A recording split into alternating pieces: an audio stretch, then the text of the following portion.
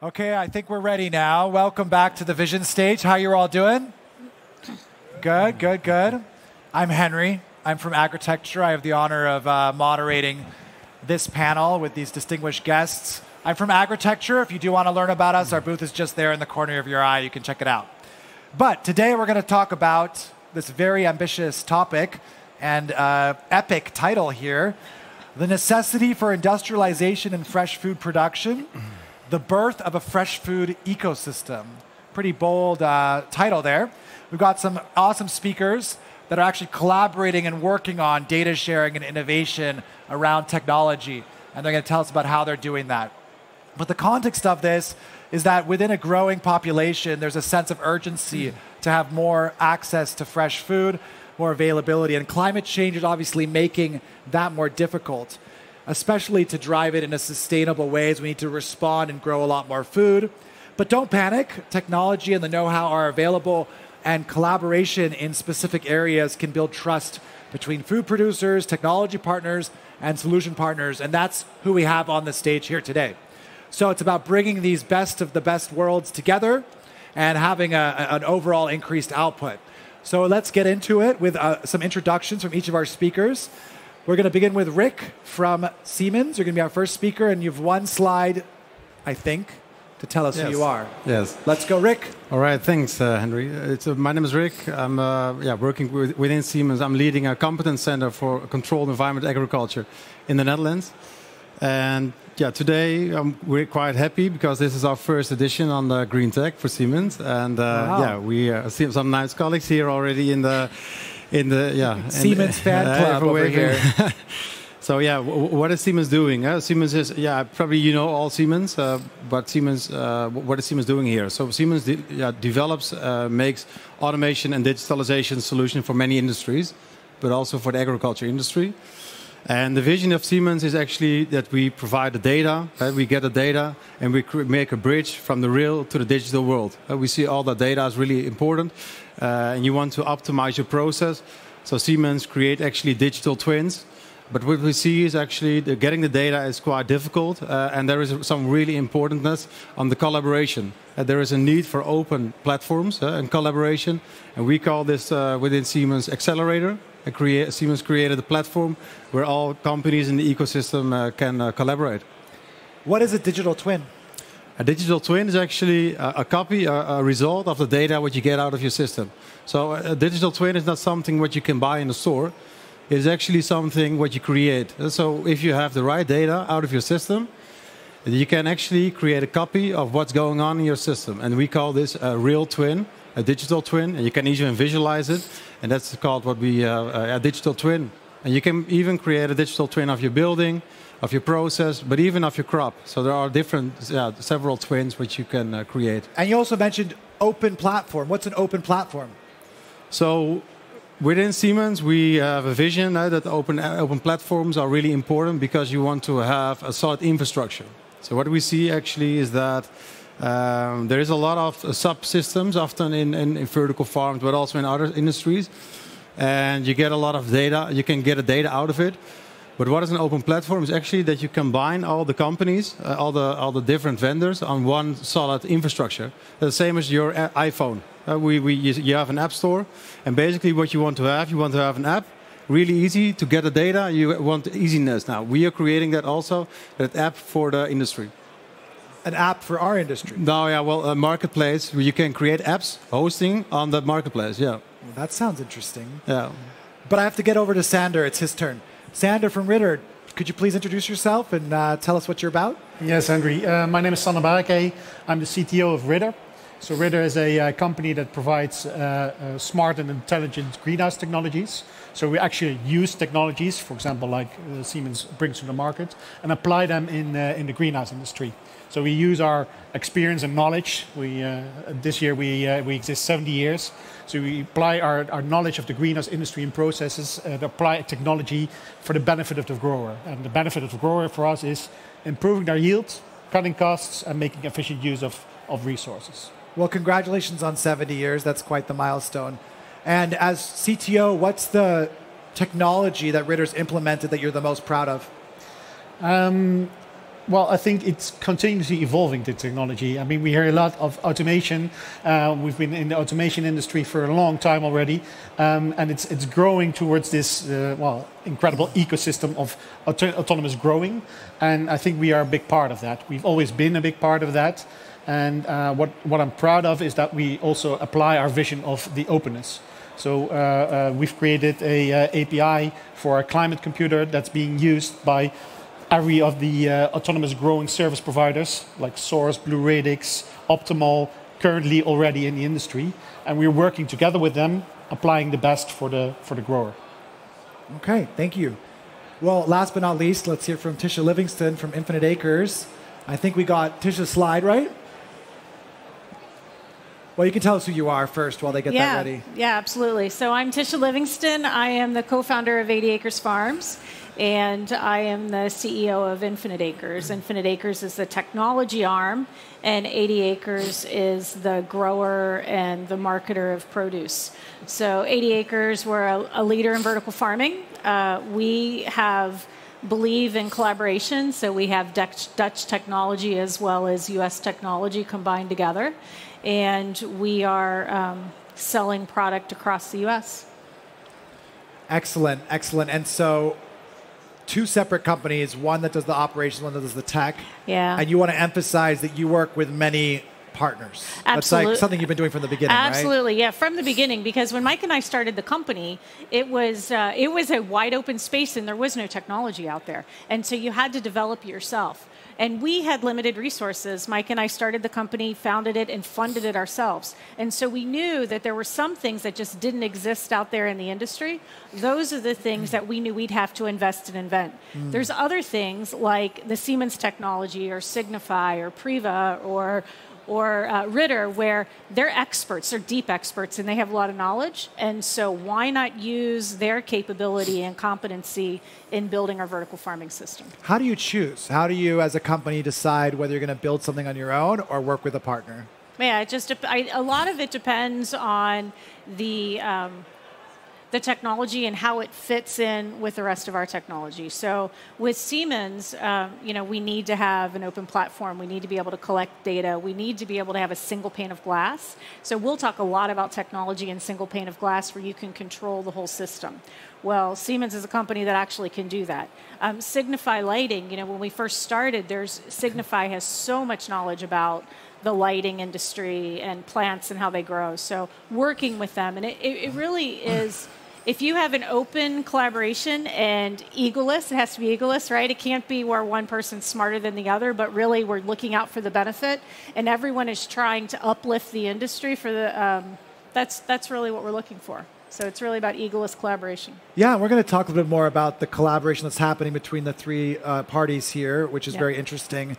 But first, I want to ask each of you. I'll begin with you, Rick, about sustainability, right? Because this is how you introduced the topic, and you said we need to grow more food, we need to grow it better. Partnership is a piece of that. But what does sustainability mean to you, Rick? Well, I think we all see that our planet is definitely changing. Our climate, more people on this planet. That's really, personally, I see that that's really a challenge for us. And I think also the way how we import and export our food is not really sustainable in the long term. What I see is that we can actually do something about it with our technology. So that's also making me proud, actually, to see that that we all have the tools in our hands to do something and to really change the way how we produce, but also how our mindset. And I think collaboration, again, this is really starting to make the first steps. We made already a lot, but we can definitely scale and boost this further. So Tisha, I mean, you came in and started this business, so I want to adapt the question a little bit, right? Because sustainability is something that you've emphasized a lot. Right. We talked about it last year at Green Tech on a panel as well. Certainly your company's trying to do more of that, but I'm curious about you specifically. What's the sustainability challenge that motivates you the most? Yeah, eliminating food waste. Food waste. It's food waste. Yeah, it's all that's about, what drives you crazy when you see the food waste. Food waste, and knowing that there's these nutrient gaps around the world. People are hungry. People need nutrition. And being able to provide that all over the world is something that we're looking to do. We can grow enough food around the world to feed people, but you can't get it to people. Yeah, we don't distribute it, or we waste. We produce more than There's enough so food. much waste. Super, super depressing, but we can solve that. Sander, what about you? Yeah, for me, it's all about actually the economic sustainability. I mean, we all need the fresh and healthy food and flowers, but it must be affordable for consumers. And of course, we can apply technology wherever we want, but that also must be affordable. And that's why I believe that in cooperation with using the best solutions or technology to bring solutions to that really add value, that is a really important thing. And that's also the economics again. So I want to focus on Tisha and Rick a little bit and go deeper into the sustainability question. The question here is, how can technology specifically help improve sustainability? And maybe we can talk about food waste. I mean, how can technology reduce food waste, as an example? Maybe it's other things Siemens doing, maybe it's something that Infinite Acres is doing, but let's try to build off of Tisha's passionate mission to reduce food waste. What are some ways technology can solve that? Yeah, well, in the end, like coming back to the data is really important. So if you need to know what's going on in your farm. That's the first point, because producing, growing your crops, you need to exactly know how much I'm producing, but also trace your whole, trace the whole process of your crop. Where is the waste happening? Yeah, exactly, how much of it? So what we see, there is a need that we know exactly which step you want to trace it, but also get the data out of the system. So for us, it's really to looking on the technology already from the design phase. How can you build up your farm? What kind of standardization is needed? And then we're talking about data standardization, not using everything from one brand, but really about data protocols. What industry protocols are needed to scale and get the data out of your system? That's all starting. And then you have interesting technology in the end to subtract, to change the data, to really generalize it, but also work together with other parties in the ecosystem, like a Ridder or a Priva, to define these standards, to in the end build a digital twin, and then really optimize your farm to the highest as possible. Tisha, can you build upon that a little bit more? Of course, as someone who's actually developed vertical farms, and I think a lot of people, think of vertical farms as not producing any waste, right? Like the idea is you're so close to the consumer that you're not producing waste. It's delivered within the same day. That's like the dream of it. Yeah. In reality, in my experience, the first facilities produce a lot of waste, and so you need to have that data to know where it's going, how to improve it. It's not just from the operations, but also from sales, distribution, customers changing their mind. Can you walk us through that a little bit and how you've used data to reduce waste? It's a very specific question that I didn't give you to prepare for at all. That's but okay. You got this. No, because that's the life I live, right? So it's all about getting every single leaf into a package and getting it to a customer that's going to buy it. And so for us, we look at waste across our entire operation. We think about our farm as a manufacturing facility. And we are constantly looking to be able to identify where it is that we're losing waste across the process, because you're losing it at harvest, you're losing it at mixing, you're losing it at packaging. And you got to make sure that if you're growing blended salads like we do, and you're growing all these different varietals, and these different varietals grow at different rates, how do you make sure that your supply equals your demand and the customer demand? And so being able to match that up, being able to optimize your recipes, being able to identify what you're going to need in the next 6 to 8 weeks, and being able to plant for that, have the predictability in your operations. So being able to digitize and simulate how you're growing in your farm, those are key indicators to make sure that you're seeding the right amount of the right things, that you're able to make them into the right salads, and that you can get them delivered to the right customer.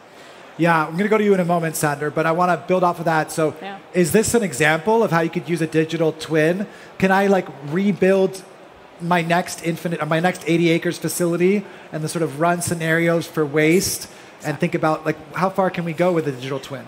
Basically, you can simulate your whole process you're building already up front. So you can already know what is your whole process doing, you're building, and you can optimize it already in a design phase. Can I simulate a 4-day work week for myself? Yeah, you can do it. Yeah, what the change would be. And then we'll understand what the issues are and where the breakpoints are. Absolutely. Yeah. But also integrating everything. So you know already exactly how your farm is reacting. You know how your crops are growing. Basically, you have a copy of the real of your farm in the digital world, and that's I think the next step, and also and as long as you're scaling feeding like new data into it, more Exactly. data, it gets more accurate over time. Yeah. Well, and good data, right? Good data, And the right yeah. data. Yeah, and that's the most important part. What we see now in the ecosystem and in the whole market is that there is a lot of data, but we're still in the phase for human interfering. So the data that we see is we look at it, we analyze it, but one step further is actually that you implement AI. For example, that you the highest goal is autonomous farming. That you really create a model that's growing automatically, and that's one step further. And then you really need to have an open ecosystem and embed your whole digital twin in your facility. Yeah, I think, sorry, if No, I go, can add yeah. to that. So I think about three things. I think about optimizing the size of my farm and the components of the farm. So I'm Right. building exactly what I need in the farm that I'm building. And so we can optimize and we can identify all the different capacities and capabilities. Then I can optimize my farm output with my seeding plan, my pack plan, how I'm matching my supply and demand. And then I can optimize plant growth and how the plants are growing and what conditions those plants need. So that's the journey that we're on and trying to develop together. All those pieces of the puzzle. And then what that- you do, then you're reducing your costs. So you're improving your unit economics. So then you can make it scalable. So then you can feed everybody. So it's not just salad for the rich, but it really is being able to make an impact across the world. Okay. Well, Sander, 70 years of Ritter, okay, a lot of know-how and experience. I think we've talked about data. I think it's kind of like easier to think about a sensor that gives me data and it's tracking it all the time. But then there's just know-how and knowledge. How do you bring know-how and knowledge into the mix if it's not just in the form of data or sensors? How do you actually bring experience into the mix? I think two things. I mean, that's what we do every day. So there's a How? lot of How do you knowledge do in it? the company. But basically, it's working together with your customers and your partners. I mean, they have the best know-how. They know what they want. And I think to touch upon what was just said is what we deliver is part of that puzzle. So we don't deliver everything. We're not controlling the whole farm or mechanism. We have know-how and knowledge based off our customer experience and bring that into our intelligent and smart technologies and apply that in one of the part of the puzzles, the growing part. But in order to optimize the whole ecosystem, it needs to be open to work with the rest of the puzzles. And that's what we do. So it's really working with customers. That's primary. Okay, so Sander, can you describe the partnership between the three of you? What is it exactly? There is no formal partnership. I mean, we work together with different companies, also with Siemens on technology basis. To give an example, Ritter 70 years ago or many years ago, we built our own computers, like the components. We don't do that anymore because there are suppliers like Siemens who do that far better, and we can apply that technology again. And that's how we work now together. And for the future, we will see what we can integrate further. So it's an informal partnership, but how did it start? I think it started also with the introduction of Siemens. Yeah, it was I think 2 years, one and a half, 2 years ago. We invited them in our experience center in Den Haag. Siemens is also an automation digitalization experience center in our office, and we had an inspiring talk, conversation, and it actually grew more and more. And I noticed quite fast that we all share the same vision. So I think that's unique that we all see that the open platform and sharing data and becoming a collaboration and becoming all chain of each other. That's really important. So I thought it's a unique opportunity to share this vision because this is really the start. And it was some really interesting point also from Sander is that you see the market is shifting also that climate control irrigation systems will have a different role in a vertical farm, for example, where you see a greenhouse where they're actually gathering all the data and having a different setup than a vertical farm. A vertical farm, you see there is way more technology, way more Data points. More data points, way more software, also higher level. You want to integrate your MES system, your ERP. That's not doable only via a climate controller. So you are actually changing your whole subsystems. And I think Ritter perfectly seeing also the necessity of that, of also integrating with other systems, having a two-way API that only subtracting the data, but also giving new set points back. That's really important if you want to scale vertical farming. Tisha, what can you tell us about this collaboration? It's been going for a couple of years, it sounds like. Yeah, How does it work? And a little bit on sort of the roles of like open platform ideas. It was mentioned APIs a couple times, things working together, but you know, in the end, you're the one who has the farm. So, how does it look? You know, so when we built our first farms 5 to 7 years ago, we had a climate computer, we had an irrigation computer, we had a moving tray computer, and that means that everything was acting independently. And so you had to have 5 different things. And so really a vertical farm is all about figuring out how to combine all of that, how to have a single pane of glass. So you need to be able to monitor and control everything across the platform. Well, the way to do that is to get all of our OEMs or our suppliers on board where we're able to collect data in a very consistent way, and we're able to, in many cases, control their system so that we're looking at the whole ecosystem of the way the plants are growing instead of just looking at each independent variable. Yeah, and it must save some time as well, or just mistakes that happen when you have all these different systems. That's right. And then what about like from a customer service perspective? Does it save time there when problems happen, or do you still have to interact with each individual vendor? Well, no, because you can monitor and control, and so we can then have predictive maintenance, preventative maintenance on the whole ecosystem or farm, end-to-end farm, instead of it being every single piece of equipment is independent. So you could really, and you know, a vertical farm is not a combination of things where you increase the temperature or you decrease the temperature, or you increase the CO2 or reduce it. Or you increase the lighting, or you increase the irrigation. It has to be everything together. You have to look at it in a holistic way. And the only way you can really manage it in a holistic way and make sure that you're monitoring and managing the whole thing is if it's all speaking to one another. Thank you for that language consistency emphasis there. That's important. It totally makes sense, right? Like it's even crazy to think that before you had all these separate systems. Yeah, absolutely. Absolutely. Like, and it's like, well, and then we partnered with Siemens. So when you think about the collaboration, it's like, okay, so Rick and I started together, and I'm like, Rick, this is crazy. I've got all these different control systems. We have to have a single pane of glass. And so then Rick went out and he's starting to work with me and with other equipment suppliers, and so we're talking about how we can solve this problem in a consistent way.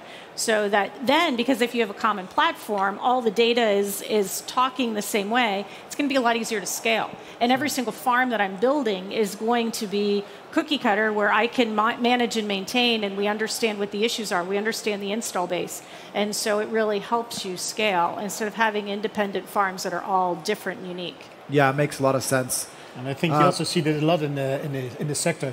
To give you another example, we saw a lot of implementations of LED lighting last year, since also because of the energy prices. But all the different LED suppliers had different protocols that were integrating. That's not manageable. It was not manageable for the customer, but also for us as a process control climate computer. So to give you there an example, we work together with our friends of Priva and Hogendoorn, and also with major LED suppliers, to come up with the horticultural lighting protocol, a standard protocol that will control LED lighting, dimming in the same way, so it can be implemented at a customer who can choose whichever supplier, and they know it will work. It will spur also innovation, so it's open for innovation, but also the basics are the same. And this is also a collaboration, pre-competitive, which really is important, and it also builds on new technology standards. Yeah, thank you, Sandra. You beat me to the question, but that's why are these standards important? Why are they necessary? And you're saying it's so that things can work together. If you want to be innovative, you shouldn't close everything, but you should cooperate, because what we really saw is there were a lot of promises in the market, like you can, with the LED lighting and all the colors, you can do beautiful things. But if you can't steer it, or you need for every control, you need a different computer, it's not workable for the consumer, for the customer. So bringing that together and making some agreements on what language you will talk will give a lot of sustainability for innovation in the future, and also the flexibility there. And it's really important. As a vertical farming builder, this is amazing for me that it is completely pre-competitive. So exactly like you said. So Priva, Hoganord, everybody is jumping on board and wanting to standardize, because I think everybody sees the need for CEA and for vertical farming to really take food production in a whole different way. And so they recognize that we need to do this together. Yeah, and it's also like there's so many common mistakes happening in vertical farming over and over and over again. So if we can help vertical farms now and new ones find solutions that are sort of at least pre-vetted or have a standard or can fit with your systems, I mean, you reduce a lot of the headaches, increase the likelihood of success across the board, and that fosters that innovation. Absolutely. So it's like this foundational part of the industry that just hasn't happened yet. That's right. That's important. Rick, what about all the IP? Like, you must have so many different companies with so many different trade secrets. What's the balance between IP and collaboration and standards? Well, if you look to IP, I think it's always interesting, of course, who owns the data. And in the end, I think if you create data, for example, a vertical farm company, and it's a result of your process, it's your data, right? So you create the data, it's your IP, because you are the one that's coming out of your system.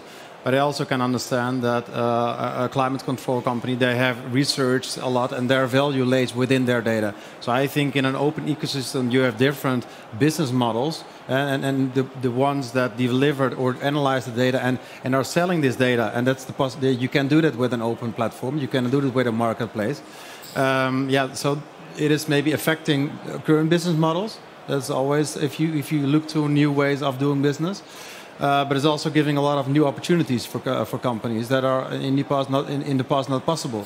Because if there is now an infrastructure, a platform where you easily can create an app or a software solution what will be integrated in all farms, because you're standardizing on the infrastructure.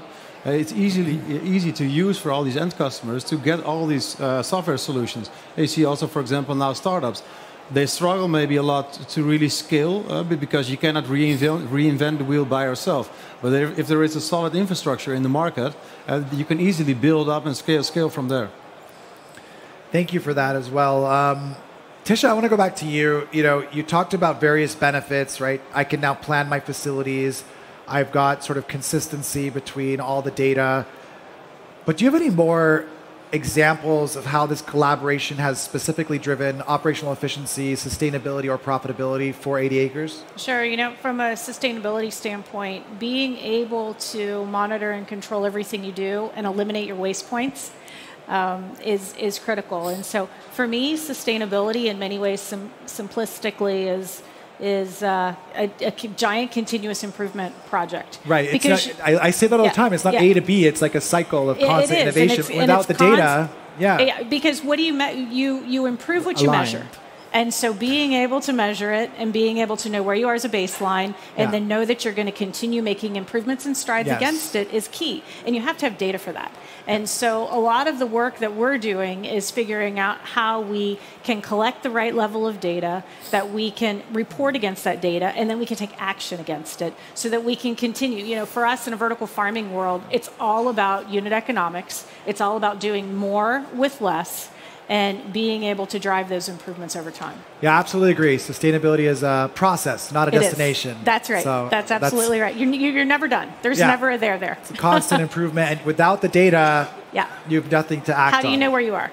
Perfect. Okay, so let's go to you, Sander, and actually I'll ask all of you the same question. You're obviously pioneering collaboration, data sharing, technology is a role of that, know-how's a role of that. But what's your vision for collaboration open platforms in CEA 10 years from now? What could that look like? How far could it go? How much easier will it be? What's the difference it will make? Well, I think in 10 years it will be. I think the possibility is there. We will go there. It's okay. No, okay. No, go ahead. Go ahead. Rick's ready. Rick's like, I know the answer. I want to. No, I thought about it, but I think in 10 years where we can stand, and I'm also wondering how the rest is seeing that, but I think it's possible that you really see it as an app store, see it as easy as there is an infrastructure, and for end customers, you easily get any data what you want. I think that's possible. Okay, so I'm a grower. 10 years from now, 2020, 2033, my gosh. I know. What do you mean? What data can I get from this app store?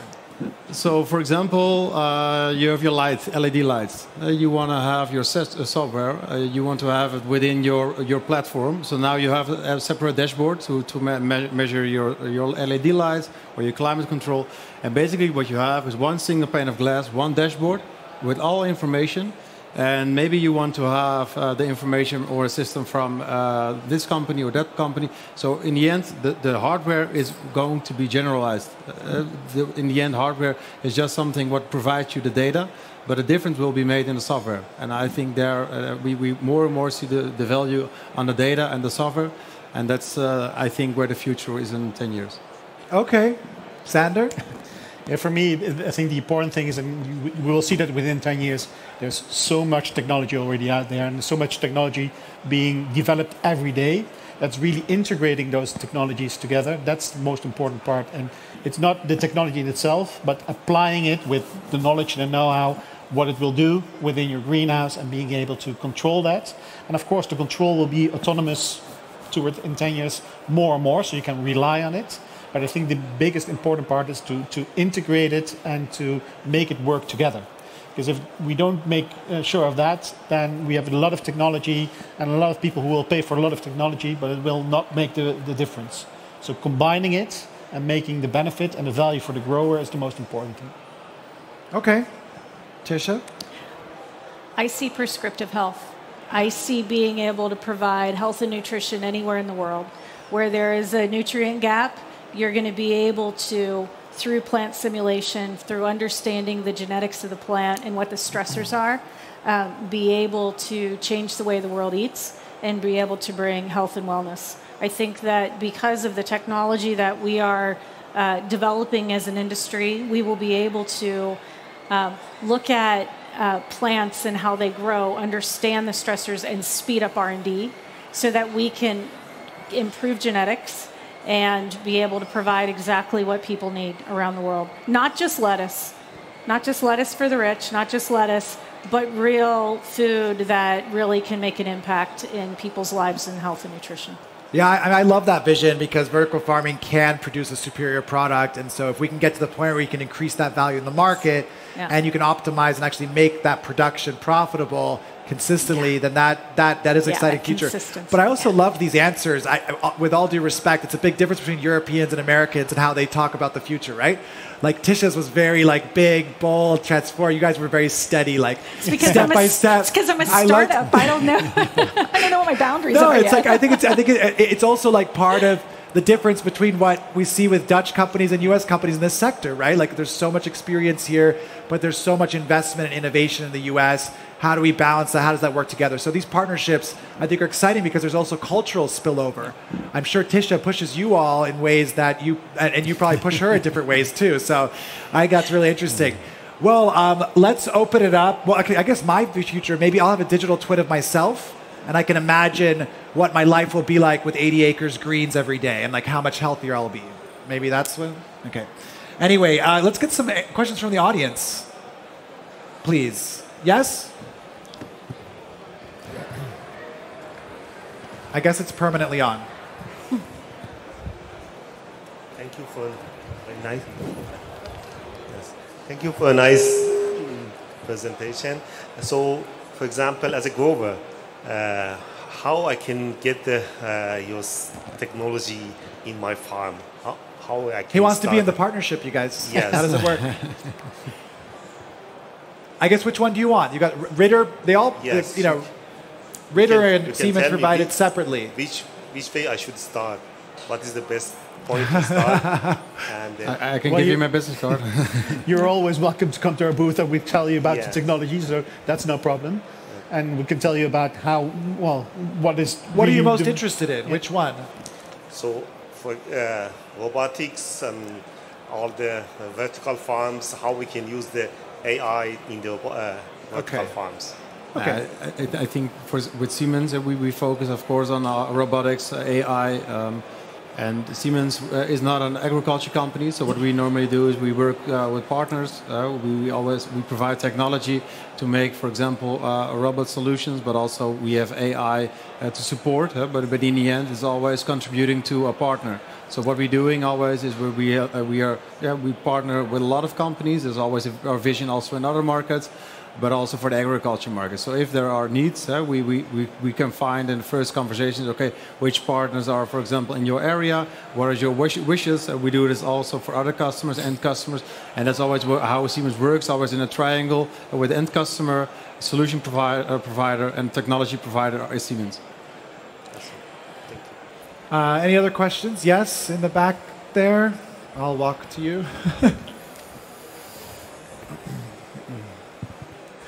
My question is to Sander. He talked a lot about integration, and nowadays we see that we have products, we have brands work together, but like project by project, very, very tailor-made solutions. So how do you see this integration going to happening in a larger scale that you don't have to do it project by project? Well, one thing, every project is different, so there is always some customization. But there is, of course, a level where you can say, okay, we're going to standardize it. Within the community, the branch organization, also in the Netherlands of the AVAG, we said, okay, let's at least make sure that we all talk the same language. So the common greenhouse ontology is there, where you can make sure that the language that we talk to, so the metrics and all the protocols are working together. That makes it more easier to integrate all the technologies together. That's one thing. And the other thing is that's what we do on a daily basis. We work with sensors suppliers, with autonomous greenhouse providers to integrate our knowledge and technology with their technology to bring it to the market in a standardized way. So that's what we are continuously doing. And then you don't have to do it project for project. There will always be an implementation because no customer is the same. But we offer also services to help them use the technology. Let's take one last question. Yes, do you mind coming to the front? Hi, I have a question for all three of you, actually. We talked a lot about data, but how important and critical is automation of things, and what are the core parts or core domains you would like to automate from robotics or anything? So if I understand it good, so which part you want to automate and standardize, right? What are the critical parts you would like to automate? The most important activities to automate in a CEA facility. What are the most important activities to automate in a CEA facility? Yeah. So I can tell you our cost breakdown, labor is the highest cost that we have in our farm. And so being able to automate labor, and as you go to diverse crops, being able to automate the harvest around those different crops is very important. There's some data collection. I think you want to automate as much of the data collection so that you have consistency in measurement and applications so that you have good information to be able to develop your simulations and then take action on it. So, but I think those are the biggest things. But I have to say, I always have to say, tech for the sake of tech is just silly. You have to make sure that you can pay back any automation that you put in. It has to have its own payback, has to be justified, and if it's not, then you're just wasting money. Yeah. Okay. Well, thank you, everyone, and thank you to our panelists for sharing about this partnership and the role of technology and sustainability. Thank Keep you, up the Henry. great work. Thank Let's have you. a round of applause for them. Okay, thanks, crew.